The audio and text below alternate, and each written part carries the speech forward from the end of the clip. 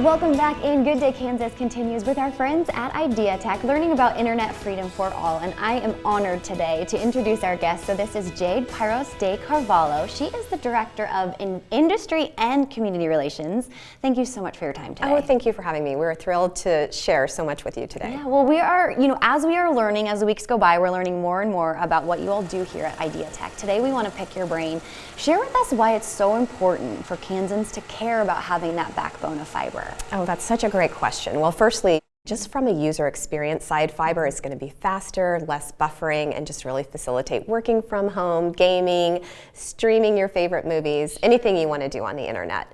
Also, we all care about Kansas growing and thriving. Right. And in the last few years, Kansas was rated in the bottom 10 of states for internet connectivity. And we're slowly making our way up to the middle of the pack. But in order to be as competitive as possible, we need the best technology infrastructure. You know, the pandemic has really shifted the way people and businesses look at work. And people are looking at the Midwest and the opportunity to live wherever they want and work at the job they love in ways that they haven't before. A lot of people relocated during the pandemic, and it was because of that ability to work from home. And over 2/3 of those people were in that 26 to 40 year age range and moved from urban to rural areas. So we have an opportunity at the state to really capture those people, but only if we can facilitate the working from home through that fiber backbone, through the technology they need. And I know that you have been busy at work at the state level. Tell us a little bit about your efforts as far as gaining access for different communities. We're really working with legislators to try to educate them on the importance of investing in fiber so that we set our state up for success for the next 40, 50 years and not, pouring this once-in-a-lifetime infusion of funds into yesterday's technology like fixed wireless or satellite.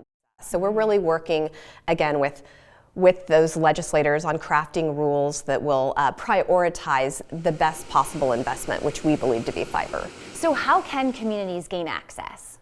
Well, the federal government has really put a spotlight on the need for every American to be connected. And through some of the federal legislation, such as the American Rescue Plan Act passed last year by Congress, and the Infrastructure Act recently passed, there are billions of dollars for broadband. And a lot of that is going to be funneled through the state. So communities really need to start looking at what their needs are and get projects lined up for when those grant opportunities become available. Sure.